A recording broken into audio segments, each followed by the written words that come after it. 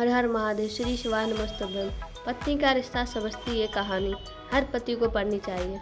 हमारे जीवन में हर रिश्ते का एक अलग महत्व होता है। हर रिश्ते के लिए एक अलग स्थान होता है। हर रिश्ते का एक मतलब होता है और हर एक रिश्ते का एक सफ़र होता है।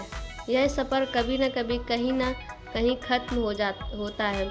बस एक पति पत्नी का ऐसा रिश्ता होता है जिसका यह सफ़र आखिरी सांस तक चलता है। आधुनिक विज्ञान के ज़माने में हमने बहुत ज़्यादा तरक्की कर ली।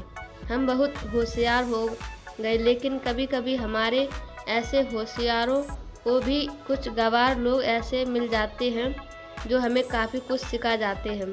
बस अभी 1 महीने पहले की ही तो बात है। घर के पिछले भाग में माटी डालने का और प्लांट लगाने का काम रमन और कला इन पति पत्नी के जोड़े को दिया था। पहले दिन दोनों आए, दोनों ने खूब अच्छा काम किया। दूसरे दिन सिर्फ रमन आया, शायद कला बीमार होगी। उस दिन दोपहर में मेरे साथ खाना खाने के लिए मैंने रमन को बहुत आग्रह किया। कई बार उसे कहा कि मेरे साथ खाना खा लो, लेकिन वह मना ही नहीं। वह बोला कला नाराज़ हो जाएगी। मैं बोला अरे रमन, तुम कितना डरते हो अपने बीवी से। वह बोला मैं नहीं डरता साहब, कदर करता हूँ, उसकी सम्मान करता हूँ उसका। मुझे उसके शब्दों पर हंसना आ गया। मैंने उससे कहा अरे क्या रखा उसमें, ना रंग है ना रूप है, फिर क्यों इतना उसके पीछे पीछे भागता है। वह बोला कोई फ़र्क नहीं पड़ता है साहब, रंग हो या ना हो, रूप हो या ना हो, लेकिन फिर भी वह मुझे जग में सबसे प्यारी लगती है। मैं बोला तू तो पूरा जोरू का गुलाम लगता है। क्या मुझे अपने पत्नी के अलावा बाकी रिश्ते महत्वपूर्ण नहीं लगते? उसने शांति से जवाब दिया देखिए साहब, माँ बाप तो भगवान होते हैं, तो उनकी पूजा करनी चाहिए। भाई बहन का रिश्ता तो जन्मजात होता है और दोस्ती का नाता तो सिर्फ काम या मतलब के लिए होता है, और बाकी सारे रिश्ते संबंधी मतलब के लिए ही होते हैं।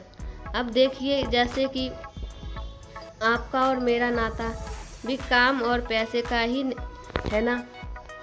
लेकिन साहब, पत्नी हमारी कोई नज़दीकी रिश्तेदार तो होती नहीं है, फिर भी वह अपने सारे संबंधों को छोड़कर हमेशा के लिए हमारी हो जाती है और हमारे हर सुख दुख में, हर दिन रात में, हर ऋतु में हमारा साथ देती है। आप मानो या ना मानो, पत्नी सिर्फ एक रिश्ता नहीं, वो कई रिश्तों का भंडार है। जब वह हमारी हर इच्छा पूरी करती है, हमारी देखभाल करती है, हमको लाड लड़ाती है, तब वह किसी माँ की भूमिका निभाती रही होती है।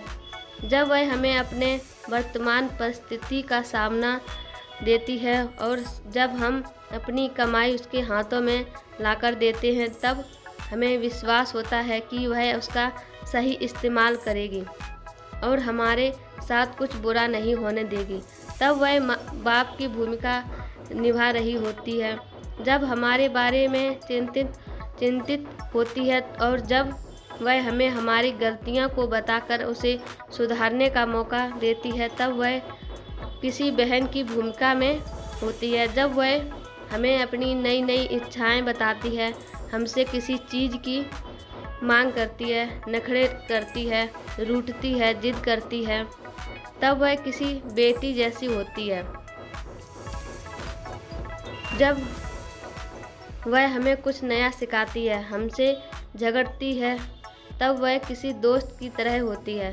जब वह हमारे घर की और हमारे रिश्तेदारों की सबकी जिम्मेदारी अपने सिर पर उठाती है, तब वह मालकिन होती है। सबसे ज़रूरी, जब वह सारी दुनिया को और यहाँ तक कि अपने बच्चों को छोड़कर भी जब हमारी बाहों में आती है, तो वह हमारी पत्नी, प्रेम का हमारी जान, हमारा स्वभाव बनती है। अब आप ही बताइए साहब, अगर मैं उसकी इज्जत करता हूँ, उसकी कदर करता हूँ, तो क्या मैं कोई गलत काम करता हूँ? और वैसे भी पत्नी सिर्फ अपने पति के लिए अपना घर छोड़कर अनजाने घर आती है और बाकी के रिश्ते तो परिस्थिति के लिए हिसाब से निभा जाती है। लेकिन साहब मैं ज़्यादा पढ़ा लिखा तो नहीं हूँ, लेकिन ज़िंदगी ने मुझे इतना ज़रूर सिखाया है कि रिश्तों का मतलब एक दूसरे की कमियों को पूरा करना होता है। नहीं तो अगर आप बिना कमियों वाले किसी इंसान को ढूंढने बैठोगे तो ज़िंदगी भर अकेले रह जाओगे। देखिए साहब, बीवी अगर धरती बन कर इतना बोझ उठा सकती है, अपनी तपस्या की अग्नि में तप सकती है, तो पति को भी शांत और उतना ही बड़ा विशाल आसमान की तरह बनना पड़ेगा, तो जो उसे समय समय पर प्यार की बारिश में भिगोता रहे। ठीक है साहब, बहुत देर हो गई है, मैं जाता हूँ, कहकर रमन वहाँ से जाने लगा और मैं उसको पीछे से जाते हुए देखता रहा। आज इस छूटक मजदूरी करने वाले आम इंसान में मुझे बहुत बड़ा उपदेश देने वाला गुरु नजर आ रहा था।